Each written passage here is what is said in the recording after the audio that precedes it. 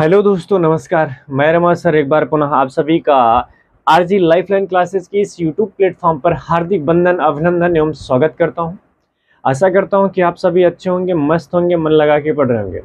जैसा कि हम जो सेशन कर रहे हैं भाई, वो जैव प्रक्रम लाइफ प्रोसेस की बात कर रहे हैं। उसमें हमने पोषण क्या है और इन सभी के बारे में तो पढ़ चुके हैं। नेक्स्ट टॉपिक में हम लोग पढ़ रहे थे पोषक तत्व। पोषक तत्वों में वो भी एक पोषक तत्व पढ़ लिए थे, कार्बोहाइड्रेट। आगे बात करें हम पोषक तत्वों वाले सिलसिला में, तो आज हम आपके लिए बीच लेकर उपस्थित हैं वसा, लिपिड्स की बात करते हैं। लिपिड की बात करते हैं, कैसे, क्या, क्यों, कहाँ, इन सभी का बात होगी हमारे आपके बीच। तो निवेदन, मोबाइल फ़ोन को हॉरिजॉन्टल मोड पर करके रखें। चैनल पे नए हो तो बेल आइकन को प्रेस कर लें, चैनल सब्सक्राइब कर लें ताकि आपको सभी वीडियोस मिलते रहें। तो चलिए बात कर लें हम जैव प्रक्रम की। जैव प्रक्रम में आज हम पढ़ेंगे क्या भैया, वही चर्चा कर रहे थे हम पोषक तत्व। क्या पढ़ रहे थे भाई? पोषक तत्व। और उन पोषक तत्वों में हम कार्बोहाइड्रेट पढ़ लिए थे। आज बात करते हैं वसा की, लिपिड की। देखो क्या है वसा, तो सीधी बात, इसमें भी कार्बन, हाइड्रोजन और ऑक्सीजन का कौन सा तत्व पाया जाता है। तो बस देखो, लिखोगे क्या, बताओगे क्या वसा के बारे में, किनको किनको जोड़ दो वसा बन जाती है, क्या क्या मिले तो वसा आपकी बन के तैयार हो जाती है। तो ग्लिसरॉल और वसी अम्ल को जोड़ देते हैं। जब ग्लिसरॉल और वसी अम्ल मिल जाता है तो वसा का क्या होता है, निर्माण हो जाता है। तो लिख लें भाई,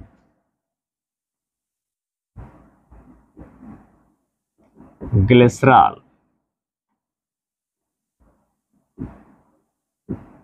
और वसी अम्ल बराबर क्या, वसा। ग्लिसरॉल और वसी अम्ल बराबर क्या बन जाएगा, वसा। और ये ग्लिसरॉल और वसी अम्ल जो जुड़ते हैं, किस बंध से जुड़ते हैं, उसमें हम लोगों ने लिखा था क्या, ग्लाइकोसिडिक बंध। एक कार्बोहाइड्रेट दूसरे कार्बोहाइड्रेट से जुड़ता ग्लाइकोसिडिक बंध, ये ग्लिसरॉल और वसी अम्ल जुड़ते हैं। तो पूछे वसा और एक वसा से जुड़ेगा तो किस बंध से जुड़ता है, तो लिख लो किस बंध से जुड़ेगा। बंध पूछे तो क्या बताओगे, बंध पूछे तो एस्टर बंध, एस्टर बंध इनके द्वारा ये जुड़ते हैं। अब देखो क्या है ग्लिसरॉल, क्या है वसी अम्ल, कैसे बनेगा वसा। तो लिखते हैं हम ग्लिसरॉल का फार्मूला, ये CH2OH,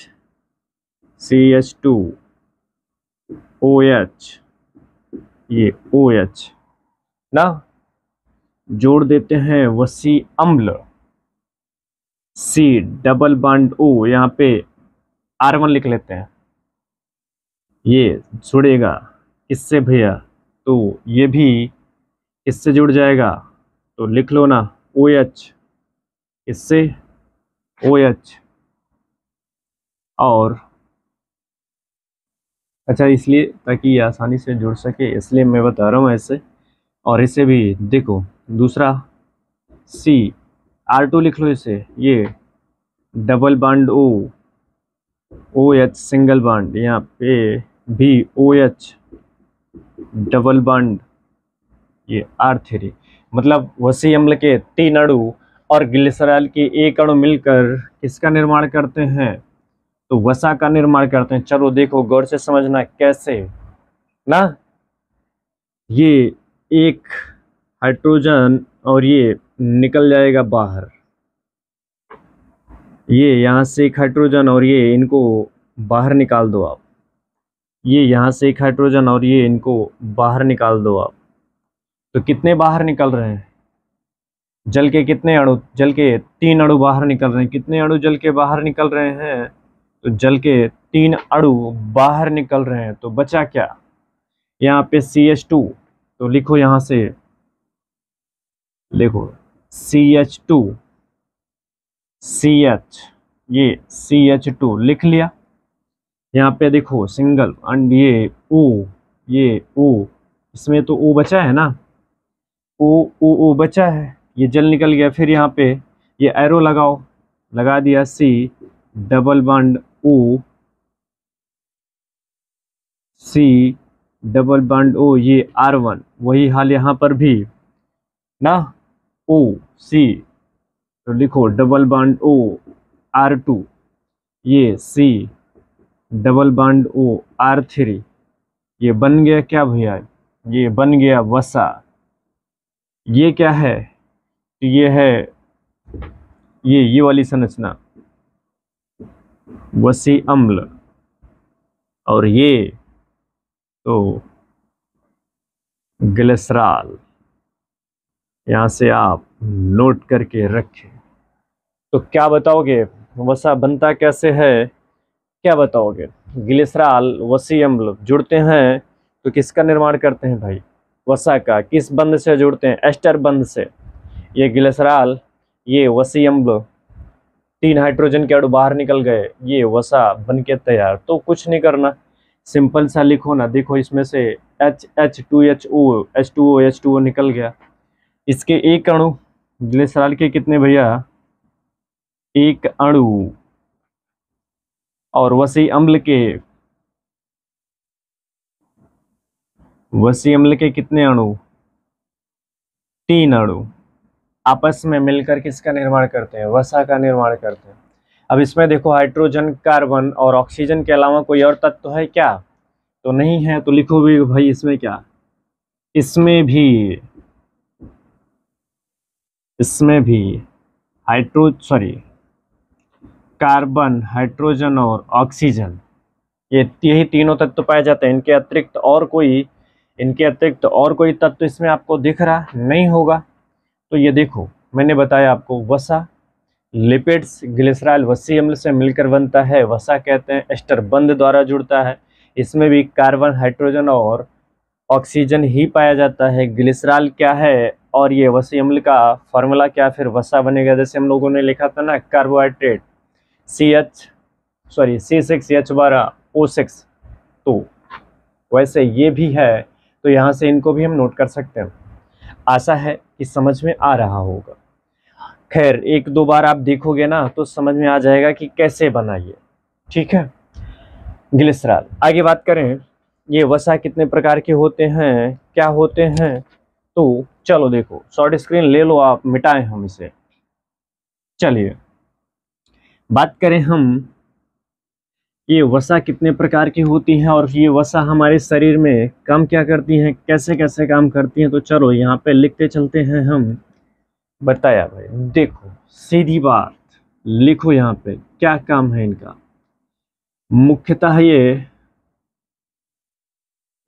मुख्यतः ऊर्जा प्रदान, ऊर्जा देने का काम करते हैं, देने का कार्य करते हैं ना। और लिख लेना भाई एक बात, मुख्यतः क्या करते हैं, ये ऊर्जा देने का काम करते हैं, यानी कि जितना ऊर्जा, ये और याद रखना, लिखो सर्वाधिक ऊर्जा वसा से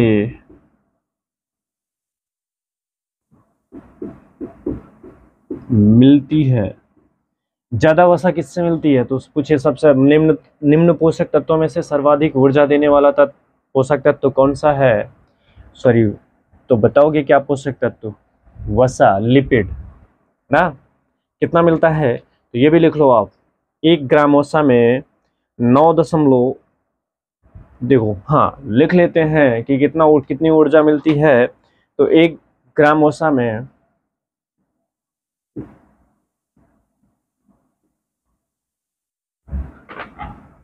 चलो भाई, 1 ग्राम वसा में 9.1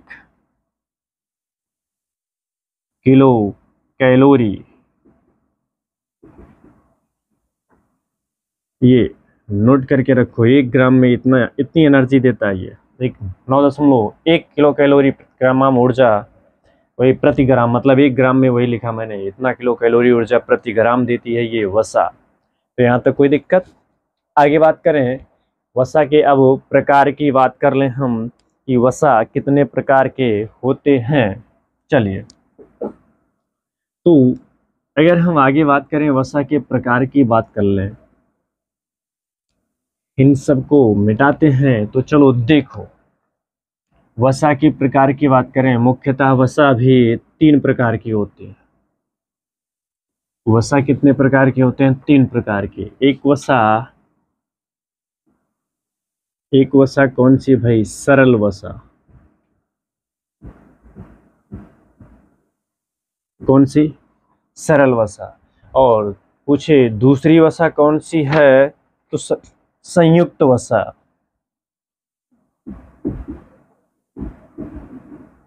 संयुक्त वसा। और तीसरी वसा का नाम व्युत्पन्न वसा। व्युत्पन्न वसा। अब ये सरल वसा भी, इसमें पहला वसी अम्ल, फिर ग्लिसरॉल, और क्या? घी, और क्या? तेल, सरल वसा में आ जाते हैं। पूछे भाई संयुक्त वसा में क्या क्या? तो फास्फोलिपिड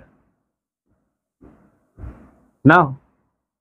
बाकी पूछे ये व्युत्पन्न वसा में, तो कोलेस्ट्रॉल, और क्या? स्टेरॉइड। कोलेस्ट्रॉल और स्टेरॉइड। व्युत्पन्न वसा में कौन कौन से आएगा? कोलेस्ट्रॉल, स्टेरॉइड, और संयुक्त वसा में फास्फोलिपिड, और लिख लो क्या भाई, ग्लाइकोलिपिड भी आता है। ग्लाइकोलिपिड, ये इनके उदाहरण है, संयुक्त वसा, सरल वसा और ये व्युत्पन्न वसा। आगे बात करें, ये जो हमें मुख्यतः इन्हीं के बारे में जानना है, वसी अम्ल के बारे में, तो यहीं पे मैं डिनोट करता हूं, लिख देता हूं वसी अम्ल ना। याद रखना ये प्रकार किनका है, ये यहाँ से मैं एरो दिखा दे रहा हूँ, ये इनका नहीं, इतने में प्लेस है सोच। तो अच्छा चलो, इन्हें रफ करके फिर आगे हम बताएंगे। अभी आपने समझ लिया सरल वसा, वसी अम्ल, ग्लिसरॉल, घी, तेल, इनमें क्या पाया जाता है? सरल वसा के ये उदाहरण है। संयुक्त वसा, जो फास्फोलिपिड, ग्लाइकोलिपिड होता है वो संयुक्त वसा, और व्युत्पन्न वसा कोलेस्ट्रॉल और स्टेरॉइड। ये आगे यहाँ पे देखो, जो कोलेस्ट्रॉल भी होते हैं, ये भी 2 प्रकार के होते हैं। कितने प्रकार के होते हैं भैया? 2 प्रकार के होते हैं। एक हाई डेंसिटी कोलेस्ट्रॉल, एक लो डेंसिटी कोलेस्ट्रॉल होता है। एक हाई डेंसिटी कोलेस्ट्रॉल होता है, एक लो डेंसिटी कोलेस्ट्रॉल होता है। एक अच्छा कोलेस्ट्रॉल माना जाता है, एक बुरा कोलेस्ट्रॉल माना जाता है। और बुरा कोलेस्ट्रॉल इसलिए माना जाता है क्योंकि ये हमारी धमनियों में, हमारे नसों में संकुचन की क्रिया उत्पन्न कर देते हैं, जिससे वो हृदय संबंधित बीमारी उत्पन्न होने लगती है। स्टेरॉइड की बात करें ना, ये जो हम आप इनके बारे में बात कर लें, ये क्या है? तो लिख लो भाई, शक्तिवर्धक। स्टेरॉइड क्या होता है? शक्तिवर्धक होता है। वो देखो, जो आपने देखा होगा ना, शक्तिवर्धक का प्रयोग ज़्यादातर करते हैं वो गेम खेलने वाले, वो खिलाड़ी वगैरह, ये सब इन सभी चीज़ों का स्टेरॉइड का प्रयोग ज़्यादा करते हैं। और इनकी ज़्यादा मात्रा में अगर आप सेवन भी कर लेते हो तो हानिकारक भी होते हैं ये, तो उनके लिए उनकी जांच वाँच भी होती है खेलने से पहले, कहीं ये शक्तिवर्धक कोई ऐसी मेडिसिन का तो प्रयोग नहीं किए हैं। स्टेरॉइड मिलता है मार्केट में, मेडिसिन मिलेगी इसकी, लेकिन इसका उपयोग नहीं करना चाहिए बिना डॉक्टर के परामर्श से, बहुत खतरनाक भी होते हैं। तो इसलिए ऐसा कुछ प्रयोग आप ना करें ना। बाकी ये स्टेरॉइड्स के ये मेडिकल शॉप पे आपको मिलेंगे, वसा जिनमें भरी होगी, जो पावरफुल स्टेमिना बनाने का काम करती है। चलो आगे हम इनमें बात कर लें हम वसी अम्ल की, तो मिटाएं और बात करें हम वसी अम्ल के प्रकार की। क्या है वसी अम्ल, इनके बारे में बात कर लेते हैं। चलो देखो क्या है वसी अम्ल। इनमें भी जो हमारे आपके सिलेबस में है वो है वसी अम्ल। ये भी दो प्रकार के, ये भी कितने प्रकार के भैया, तो याद रखना दो प्रकार के। होता है संतृप्त वसा और एक है असंतृप्त वसा। अब देखो संतृप्त वसा किससे कहते हैं, एक कार्बन दूसरे कार्बन से, एक कार्बन दूसरे कार्बन से एकल बंध सिंगल बॉन्ड द्वारा ना जुड़े। जब एक कार्बन दूसरे कार्बन से एकल बंध द्वारा सिंगल बॉन्ड द्वारा एकल बंध द्वारा जुड़ता है, उसे हम क्या कहते हैं, संतृप्त वसा कहते हैं ना। और ये तो पहली विशेषता हो गई, पहली बात सिंगल बॉन्ड की, कार्बन दूसरे कार्बन से सिंगल बॉन्ड से जुड़ना चाहिए, एकल बंध से जुड़ना चाहिए, एकल बंध से जुड़े। दूसरी बात क्या कहते हैं इसे, हम इसे कहते हैं खराब वसा। खराब वसा ये हमारे शरीर के लिए हानिकारक है। और इसे क्या कहते हैं, अनावश्यक वसा। ये हमारे लिए अनावश्यक है, संतृप्त वसा, अनावश्यक वसा, खराब वसा भी कहते हैं हम इसको। और क्या कहते हैं इनको, और पूछे ये कैसे हैं, तो ये जंतुओं से प्राप्त होते हैं। अच्छा खराब वसा क्यों है, क्योंकि अनावश्यक। अच्छा हमारे आपके घरों में जो अनावश्यक लोग आते रहते हैं वो खराबी होते हैं ना, जो आपके लिए अच्छा नहीं होता, कहते हो ना अनावश्यक चला आता है, ये मतलब वो आपको अच्छा नहीं लगता, आपकी उसकी कोई ज़रूरत भी नहीं, फिर भी वो आ जाता है और फिर आपके लिए बीमारी ही तो पैदा करता है ना। तो वैसे ये संतृप्त वसा अच्छी वसा नहीं होती, खराब वसा होती है, अनावश्यक वसा है, जंतुओं से प्राप्त होती है। जंतुओं से प्राप्त होने वाली, जैसे देखो लिख लो आप, घी, चर्बी ना। अच्छा कहीं कहीं पे तेल भी मिलेगा, तो तेल, घी, चर्बी ऐसे लिखो, तेल, घी, चर्बी।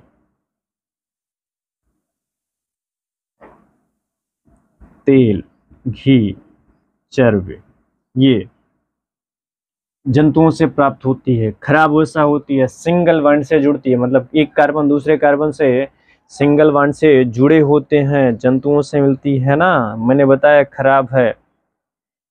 और एक बात याद रखना, अनावश्यक है, यहीं पे लिख लेते हैं अंतिम, इनका निर्माण, इनका निर्माण हमारी शरीर में होता है, हमारी शरीर में होता है। इन्हीं का जस्ट उल्टा कर दो आप, वैसे हम लोग को पहचान लोगे। कार्बन सिंगल बॉन्ड से जुड़ा होता है, इनका कार्बन, एक कार्बन डबल बॉन्ड से जुड़ा होता है, द्विबंध से जुड़ा होता है, द्विबंध या त्रिबंध, बाकी द्विबंध या त्रिबंध ना। बाकी क्या है वसा, ये खराब वसा है, तो ये कैसी होगा, अच्छी वसा। और क्या लिखा हम लोगों ने, ये अनावश्यक है तो ये आवश्यक होगा, आवश्यक वसा है। ये जंतुओं से प्राप्त होता है, तो यहाँ पे लिखो ये वनस्पति से प्राप्त होता है, वनस्पतियों से प्राप्त होता है।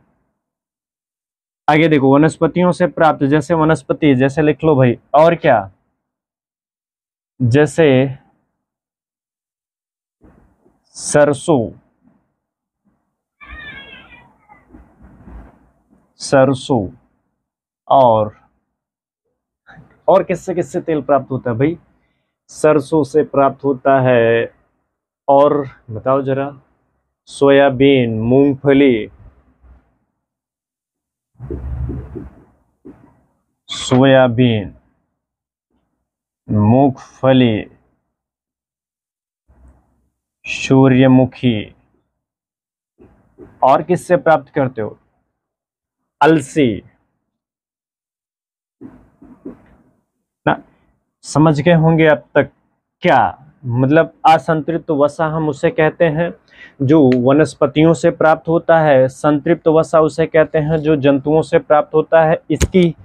इसका हमारे शरीर के लिए कोई रिक्वायरमेंट नहीं है, कोई ज़रूरत नहीं है ये संतृप्त वसा के लिए। ये अनावश्यक वसा है, हमारे शरीर में बन के तैयार हो जाती है, लेकिन ये आवश्यक वसा है, हमारे शरीर में बन के तैयार नहीं होती, हमें बाहर से ग्रहण करना पड़ता है। तो हम इसको क्या कहते हैं, इसीलिए ये अच्छी वसा है, बाहर से ग्रहण करते हैं। वनस्पतियों से प्राप्त होता है, सरसों, सोयाबीन, मूंगफली और क्या, सूर्यमुखी, अलसी वगैरह जो भी, और तिल्ली वगैरह, इन सभी में प्राप्त होता है। तो बाकी इनका निर्माण शरीर में होता है, इनका निर्माण लिख लो, इनका निर्माण शरीर में नहीं होता है, इनका निर्माण शरीर में नहीं होता है, इनका निर्माण शरीर में होता है। बस हमसे आपसे यही पूछेगा कि वसीय अम्ल कितने प्रकार के होते हैं, तो बताना है। दो प्रकार के, एक होते हैं संतृप्त, एक होते हैं असंतृप्त। पूछे भैया निम्न में से कौन सी संतृप्त वसा है, तो ध्यान देना, तेल, घी, चर्बी ना। और अब कहोगे सर तो तेल ये भी है, तेल ये भी है, तो कैसे? देखो, कॉड, कॉड मछली का एक ऑयल होता है, मछली का तेल होता है, मछलियों के मतलब जो जंतुओं से तेल निकाला जाता है वो जंतु तेल, और ये तो वनस्पति तेल है ना, या वनस्पति तेल है ये। तो सरसों ये लिख देगा ऐसे, और इसमें भी लिख देगा, तो आसानी से आप देख सकते हो। सरसों लिखा हो, सोयाबीन, मूंगफली लिखा होगा, सूर्यमुखी, अलसी, तिल्ली वगैरह जो पेड़ों से प्राप्त होते हैं, तो आप तो तुरंत पहचान जाना असंतृप्त वसा है। बस वसा यहीं तक हमसे आपसे पूछेगा, इससे ज़्यादा कुछ पूछेगा ही नहीं ना। तो आशा है कि ये वसा आपको समझ में आया। सबसे पहले हम लोगों ने क्या पढ़ा? वसा। तो वसा का निर्माण किससे होता है, सुनना जरा। वसा का निर्माण ग्लिसरॉल और वसी अम्ल के, ग्लिसरॉल के एक अणु, वसी अम्ल के 3 अणु मिलकर वसा का निर्माण करते हैं। किस बंध द्वारा जुड़ते हैं? लिखा होगा अपनी कॉपी में, एस्टर बंध द्वारा जुड़ते हैं। कितने प्रकार के होते हैं वसा? तो 3 प्रकार के होते हैं, सरल, और दूसरा जो है वो संयुक्त वसा, तीसरा जो है वो व्युत्पन्न वसा। आगे लिखा होगा आपने, सरल वसा में लिखा होगा, जरा मैच करना क्या क्या लिखा है। वसी अम्ल पहले लिखा है, फिर ग्लिसरॉल लिखा होगा, फिर तेल और घी लिखा है। चलो बात कर ले हम संयुक्त वसा की। तो संयुक्त वसा में आपने क्या लिखा है, लिखा क्या है, जल्दी से देखो अपनी कॉपी पे। हाँ, पता चल गया क्या लिखा है, फास्फोलिपिड और ग्लाइकोलिपिड। आगे बात करें हम व्युत्पन्न वसा में, क्या लिखा है आपने कॉपी देखो, देख लिया। चलो बात कर ले, उसमें आपने लिखा है कोलेस्ट्रॉल और स्टेरॉइड। कोलेस्ट्रॉल भी 2 प्रकार के, HDC लिखा है एक LDC। HDC मतलब हाई डेंसिटी कोलेस्ट्रॉल, LDC का मतलब लो डेंसिटी कोलेस्ट्रॉल। आगे स्टेरॉइड मैंने बताया ना, ये शक्तिवर्धक होता है, ज़्यादा ताकत चाहिए तो खाओ ना स्टेरॉइड के गोली, मिलेगी ताकत, लेकिन डॉक्टर से परामर्श लेकर ही खाएं। यहाँ पे बताए गए या फिर हमारे द्वारा बताए गए किसी भी दवाओं का उपयोग आप ना करें। हमारा बस आपको जानकारी देना हमारा उद्देश्य है, बाकी उनका प्रयोग करना आप डॉक्टर से सलाह लेकर ही प्रयोग करें तो ज़्यादा बेहतर होगा ना। आगे बात करें ये, फिर इनमें आपसे पूछेगा क्या, जो सरल वसा है उसमें से एक हम लोगों ने लिखा है वसी अम्ल, और वो वसी अम्ल भी 2 प्रकार के होते हैं, जैसा कि आप देख पा रहे होंगे। एक है संयुक्त वसा, संतृप्त वसा, एक है असंतृप्त वसा, जो एक कार्बन दूसरे कार्बन से सिंगल बॉन्ड से जुड़े और जिनकी हमारे शरीर को कोई आवश्यकता ही नहीं हो और हमारे लिए वो खराब वसा होते हैं। फिर क्या है, जंतुओं से प्राप्त ये वसा होती है तेल, घी, चर्बी। संतृप्त वसा द्विबंध या त्रिबंध से जुड़ते हैं और क्या, इन्हें हम अच्छी वसा कहते हैं। ये अनावश्यक नहीं, ये आवश्यक हैं, हमारे शरीर को रिक्वायरमेंट है इनकी, इनकी नहीं है हमारे शरीर को रिक्वायरमेंट, इनकी हमारे शरीर को रिक्वायरमेंट है, इसीलिए हम बाहर से ग्रहण करते हैं, इसीलिए ये आवश्यक वसाएं हैं, इसीलिए ये अच्छी वसा है। आगे, वनस्पति से प्राप्त, वनस्पतियों से प्राप्त होती हैं, तो वनस्पतियों से वनस्पति तेल जो निकलता है सरसों से, सोयाबीन, मूंगफली, सूर्यमुखी, अलसी, तिल्ली, जो भी जिनसे जिनसे भी तेल बनते हैं वनस्पति तेल, ये संतृप्त वसा। आशा है कि यहाँ तक आपको ये सभी कंटेंट समझ में आया होगा। अगर आप चैनल पे नए हैं तो बेल आइकन को प्रेस कर लें और चैनल को सब्सक्राइब कर लें, टेलीग्राम चैनल भी ज्वाइन कर लें ताकि आपको वहाँ से भी पेपर के सभी श्रृंखलाएं मिलेंगे। आपको तब तक के लिए धन्यवाद। नेक्स्ट क्लास में बात करेंगे हम प्रोटीन और विटामिन्स पर। तब तक के लिए आप सभी को बहुत बहुत धन्यवाद। Thank you very much.